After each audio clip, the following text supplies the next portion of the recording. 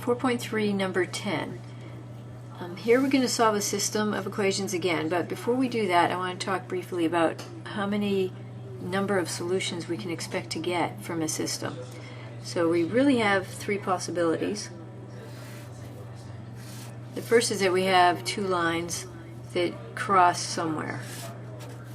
Two lines with different slopes, but they're not parallel lines and they're also not right on top of each other. So they just have some different slopes. Now these two are going to intersect in exactly one place, so we're going to get one solution. And that's from lines with different slopes. We can also have lines with the exact same slope in two different situations. And they're going to give us two different answers or solutions. Okay, the first is if we have two parallel lines. So they have equal slopes, but the lines are not touching each other. They never touch, so they don't intersect, which means we get no solution. So we get zero solutions from that. The other possibility is that we have one line with some slope, whatever it is, and then right on top of it we have another line.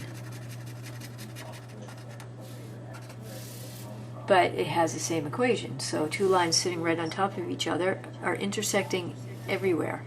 So there are an infinite number of solutions.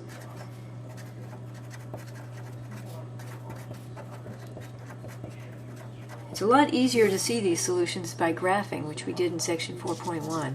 What we want to do now is see how the elimination method is going to let us know when we have one of these three solutions. The first kind of solution where we have one solution, we've already done those.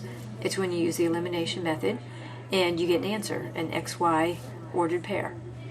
Now let's see what happens with the next two problems. How do we see from the algebra that we have no solutions or an infinite number?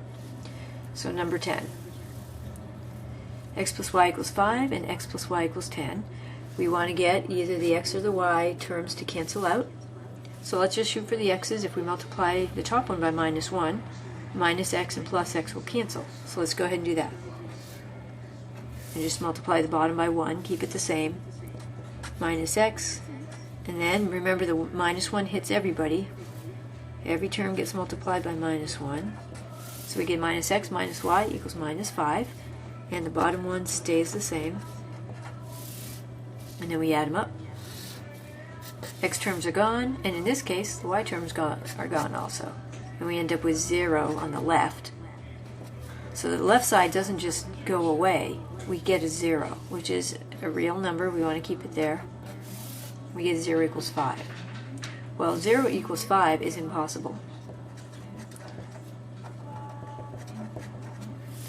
Or false. Think of it either way. No matter which way you think of it, it means there is no solution to this problem. So if you come up with a false answer after you do the elimination method, or a false statement, the final answer is no solution for the system. And let's take a look at another problem that will give us the other situation.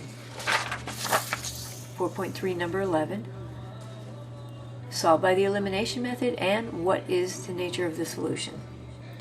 So we want to get either x or y to cancel, and if we do times minus 2 on the top, we will get minus 10 and plus 10 for the x's, and they'll cancel out.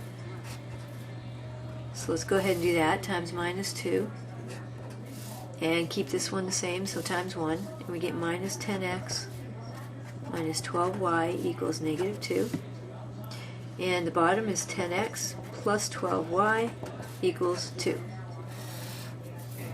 And let's see what happens. These cancel out, 0. Those cancel out, 0. So the left side is entirely 0, equals, and those cancel out, 0.